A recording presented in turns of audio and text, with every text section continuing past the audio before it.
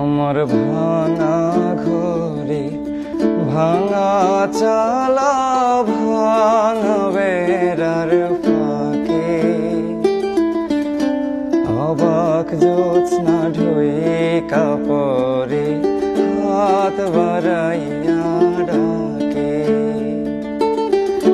হাত ইশারায় ডাকে কিন্তু মুখে বলে না।